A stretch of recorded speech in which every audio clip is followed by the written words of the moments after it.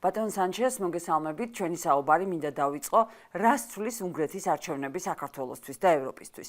რადგან თქვენ კარგად იცით, რომ ორბანი ქართული ოცნების მთავარი საყრდენი და მოკავშირე იყო ევროპაში, მართალია ივანიშვილის მთავრობა ამ არჩევნებში ღიად უჭერდა მხარს ვიქტორ ორბანს, მაგრამ ახლა ოცნებამ შეცვალა თავისი პოზიცია და აცხადებს, რომ რადიკალური ცვლილება არ იქნება და მადიართანაც დაალაგდება. თქვენი აზრით, შესაძლებელია, რომ რუსულმა ოცნებამ შეძლოს საერთო ენის გამონახვა უნგრეთის ახალ მთავრობასთან? Well, for sure they are trying. რა თქმა უნდა, ისინი ამას ცდილობენ, რადგან გარეთ ძალიან ცოტა მეგობარი ყავთ. ამიტომ ნებისმიერი მინიშნება იმისა, რომ გარკვეულ დონეზე მაინც შეინარჩუნონ ურთიერთგაგება უნგრეთის ახალ მთავრობასთან. აშკარად შეიძლება იყოს ირაკლი კობახიძის, მთავრობის დანარჩენი წევრებისა და ივანიშვილის დღის წესრიგში. არ ვიცი, რამდენად მკაფიო იყო მადიარის პოზიცია. ის ლაპარაკობს იმაზე, რომ სურს კარგი ურთიერთობა ყველასთან და რომ არ ერევა შიდა საქმეებში, როდესაც საქმე ეხება ლეგიტიმურად არჩეულ ხელისუფლებას. აქ არის მთავარი სირთულე.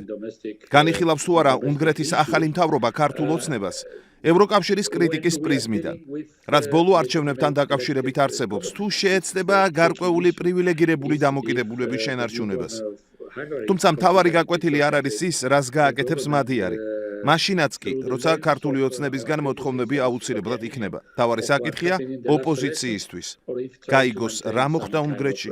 ეს ნიშნავს, რომ საზოგადოებას უნდა შესთავაზოს ერთიანი ალტერნატიული პოლიტიკური არჩევანი. უნგრეთის შემთხვევაში ეს ნიშნავდა დიდ მსხვერპლს პროგრესული ძალებისთვის. მათ გააცნობიერეს, რომ უნდა დაეთმოთ ადგილი მადიარისთვის, რათა ორბანი დაემარცხებინათ. ეს ნიშნავს, რომ ოპოზიციამ უნდა შეძლოს შეთანხმება და ერთიანი ძალის შექმნა. და კიდევ ერთი რამ, რაც მაფიქრებს. უნგრეთში მომხდარის შემდეგ გაჩნდა დიდი მოლოდინი, რომ საქართველოში სიტუაციის შეცვლა არჩევნების გზით მოხდება. ამაზე ზედმეტი ოპტიმიზმი არ უნდა გქონდეს. მიუხედავად იმისა, რომ უნგრეთის მაგალითმა გააჩინა მოლოდინი, საქართველოში ცვლილებებისთვის აუცილებელია სამართლიანი და თავისუფალი საარჩევნო გარემო. ავტორიტარული მმართველები ყოველთვის არ იცვლებიან არჩევნების გზით. ბევრი მათგანი ინარჩუნებს ძალაუფლებას სხვადასხვა მექანიზმის გამოყენებით. ამიტომ საჭიროა ფრთხილი მიდგომა. თუმცა ერთიანი ოპოზიციური ალტერნატივის შექმნა არის ის, რაც საქართველოს აშკარად აკლია. They were able to offer to the public opinion and the voters an unified response. And this is what I always said is lacking in Georgia. თუმცა უნგრეთსა და საქართველოს შორის მნიშვნელოვანი განსხვავებაა რეპრესიული გარემოს თვალსაზრისით. დავიწყოთ ელემენტარულით. უნგრეთში მადიარს ჰქონდა კამპანიის ჩატარების შესაძლებლობა, მაშინ როდესაც საქართველოში ოპოზიციის ლიდერები ციხეში არიან. რატომ ვერ შეაჩერა ორბანმა თქვენი აზრით მადიარის პროგრესი?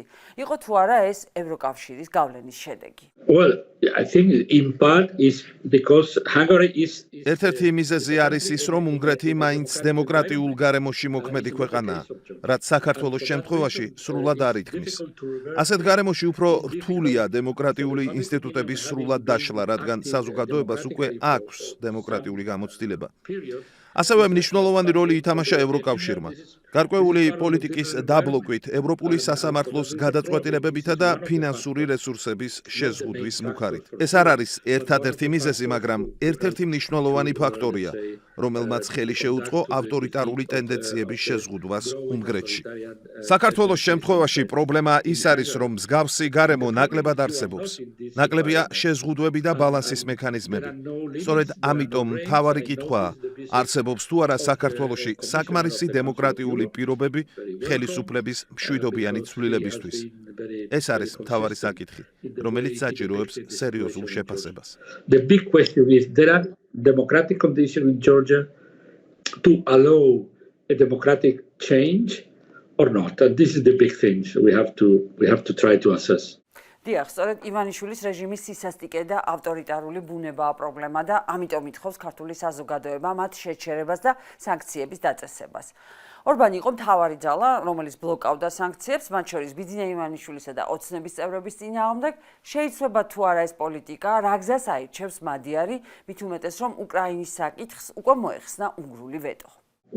For sure, I don't know what is going to be the position of Madjar. He's a new he's a new kid at the block.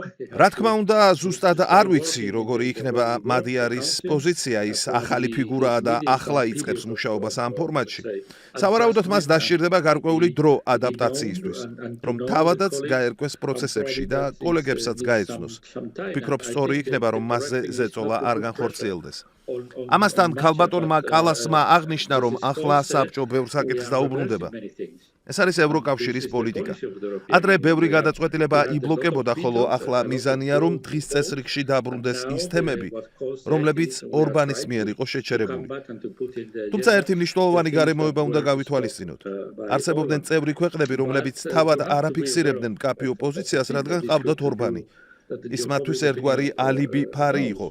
თავად არ უწევდათ მკვეთრი პოზიციის გამოხატვა, რადგან ეს როლი ორბანს ჰქონდა აღებული. ახლა ორბანის გარეშე შესაძლოა დადგეს უფრო გულწრფელი პოზიციების გამოხატვის დრო, როგორც საქართველოს საკითხზე, ისე სხვა თემებზე. თუმცა მნიშვნელოვანია იცოდეთ, რომ ხშირად ორბანი იყო მხოლოდ ყველაზე ხმამაღალი ფიგურა, ხოლო რეალურად სხვა მთავრობებიც იყენებდნენ მის პოზიციას, რათა თავად არ გამოჩენილიყვნენ მკაფიოდ ამა თუ იმ საკითხზე. ევროკავშირში ბევრი ქვეყანაა, ბევრი საკითხი და სხვადასხვა ინტერესთა ბალანსი. ამიტომ რეალისტური მოდგომა არის ის, რომ ყველაფერი ერთ დღეში ვერ შეიცვლება, მხოლოდ იმიტომ, რომ ევროკავშირის ლიდერთა მაგიდასთან ახალი ლიდერი გამოჩნდა. I think it's realistic not to say that everything is going to change overnight just because there is a new leader in the table of leaders of the European Union. და ამ ფონზე რა ხდება საქართველოს მთავრობაში? ბიძინა ივანიშვილმა ნაწილობრივ შეცვალა აღმასრულებელი ხელისუფლების შემადგენლობა. არსებობს მოსაზრება, რომ ის კობახიძესაც მოიცილებს, რომელსაც კონფრონტაცია აქვს დასავლეთთან და ამით შეეცდება ურთიერთობების აღდგენას და გამოსწორებას ევროკავშირთან და შეერთებულ შტატებთან. ამდენად მიღწევადი ამოცანა იქნება ეს. With US it's impossible to foresee, meaning ამერიკის შეერთებული შტატების შემთხვევაში ამის პროგნოზირება შეუძლებელია. ტრამპის ადმინისტრაციის არაპროგნოზირებადობა გავლენას ახდენს ყველაზე, მათ შორის საქართველოსაც. რაც შეეხება ევროკავშირს, არსებობს გადაუჭრელი საკითხი, ეს არის ადამიანის უფლებების დიალოგი.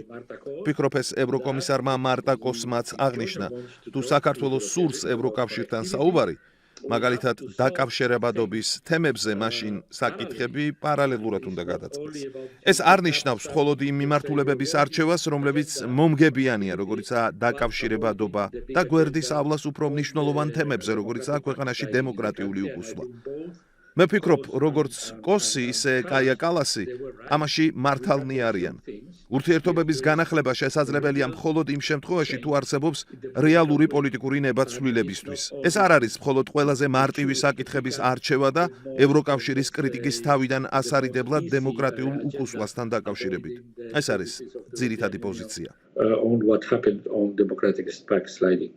This is the stance. და რაც შეეხება თავად ევროკავშირს. მართალია, ვეტოთი მოთამაშე ორბანი მოიცილეთ, მაგრამ რა ხდება ბულგარეთში პრორუსი ლიდერის გამარჯვების შემდეგ? რუმენ რადევი, ბაბიში და ფიცო. ეს ტრიო ჩაანაცვლებს თუ არა ორბანს და მის ანტიევროპულ პოლიტიკას, თუ ორბანი უფრო დიდი თევზი იყო თავისი რუსულ-ამერიკული კავშირებით? I don't know. Meaning, I don't know because არ ვიცი, რადგან პირველ რიგში არა ვარ დარწმუნებული, როგორი იყო საქართველოსა და ბულგარეთს შორის ურთიერთობის ისტორიული საფუძველი. რა თქმა უნდა, ისინი შავი ზღვისპირეთის რეგიონში არიან და სავარაუდოდ არსებობს გარკვეული ერთობლივი პროგრამები და ხანგრძლივი ურთიერთობის ისტორია, მაგრამ ამ ორმხრივი ურთიერთობის დეტალებში დარწმუნებული არა ვარ. ჩემი აზრით და რჩევით არ უნდა ველოდოთ დრამატულ ცვლილებებს ერთ ღამეში. ამას დრო სჭირდება. ჩვენ უნდა შევაფასოთ, რა პოზიცია ექნება მადიარს და რა პოლიტიკას გაატარებს რადევი ევროკავშირთან მიმართებით. ეს არის ახალი კითხვები, რომლებიც მომავალში უნდა გაანალიზდეს. we have to examine and we have to assess what is the stance of Magyar and we have to know what is Radev doing in related to the European Union. And these are new, let's say, new question marks that we have to try to assess in the future. ქართული ოცნება ახლა შეეცდება ფიცოს მთავრობასთან, ბულგარეთთან და ჩეხეთთან საერთო ენის გამონახვას. აქვთ თუ არა ამ ქვეყნის ლიდერებს იგივე ტიპის ძალა, როგორც ორბანს, თუ ორბანი უფრო დიდი საყრდენი და ძალა იყო პუტინისტებისთვის? For sure, this is the rational thing to do. If they lost the best ally, they have to look for alternatives. And სავარაუდოა, რომ ქართული ოცნება შეეცდება იპოვოს ახალი პარტნიორები ორბანის გარეშე, ახალი წევრები და ახალი ქვეყნები, განსაკუთრებით ისეთები, რომლებიც რუსეთის ორბიტასთან არიან დაკავშირებული. ეს ლოგიკურიც არის. თუ მათ დაკარგეს მთავარი მოკავშირე, ისინი ალტერნატივას ეძებენ. სავარაუდოდ ისინი შეეცდებიან ახალი არხებით და ელჩებით გაარკვიონ, შეუძლიათ თუ არა ორბანის როლის ჩანაცვლება, როგორც ერთგვარი ფარი საქართველოს ხელისუფლების ავტორიტარული ტენდენციებისთვის. რა თქმა უნდა, ეს პროცესი უკვე მიმდინარეობს. შედეგი უცნობია, მაგრამ ჩვენ ყურადღებით ვაკვირდებით მოვლენებს. No, for the moment, but for sure we are accompanying the things closely. თქვენი აზრით, რა ნაბიჯებს გადადგამს მადიარი პირველ რიგში? უნგრეთში ქონება არის გადანაწილებული ორბანის გარემოცვასა და ელიტაში. რა სცენარით გავიმთავრდება მოვლენები, რა უნდა ქნას მადიარმა, როდესაც ქვეყნის სიმდიდრის ნახევარი ეკუთვნის რამდენიმე ოჯახს? მოხდება თუ არა ამ ქონების კონფისკაცია? Yeah, listen, I know for sure in which way in your country, in every major political change, there were some retaliations and მე ზუსტად ვიცი, რომ თქვენს ქვეყანაში ყველა მნიშვნელოვან პოლიტიკურ ცვლილებასთან ერთად არის რევანში და დევნა ყოფილი პასუხისმგებელი პირების წინააღმდეგ. მაგალითად, ქართული ოცნება ცდილობს ხელახლა გააცოცხლოს ომის ფაქტები, რათა დააკისროს კონკრეტულ პირებს პასუხისმგებლობა. მე ვფიქრობ, რომ დემოკრატიამ უნდა შეძლოს მნიშვნელოვანი პოლიტიკური ცვლილებების დემოკრატიული გზით განხორციელება და არ უნდა დააკავშიროს პოლიტიკური ცვლილება მაშინვე სამართლებრივ ან სისხლის სამართლის შედეგებთან.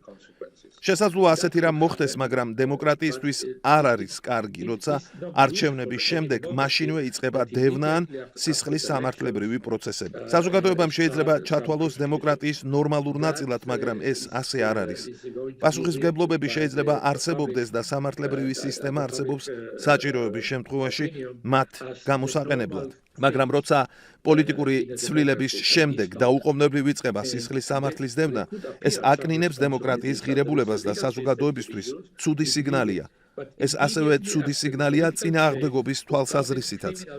განსხვავებულია ის, როცა ადამიანები პოლიტიკურ მარცხზე არიან პასუხისმგებელნი და ის, როცა ისინი უკვე არჩევნებისთანავე შიშობენ ციხის მიმართ. მე ვარჩევდი მოთმინებასა და თავშეკავებას. საჭიროების შემთხვევაში მომავალში დემოკრატიული სახელმწიფოს მექანიზმების გამოყენებით შესაძლებელია ნებისმიერი ადამიანის პასუხისმგებაში მიცემა, მაგრამ არჩევნებსა და სისხლის სამართლის დევნას შორის პირდაპირი კავშირის გაბმა ცუდი პრეცედენტია და მომავალში ცვლილებებსაც ართულებს. I would recommend some patience and some restraint, and if needed in the future and using the means of the democratic state, you can prosecute anyone.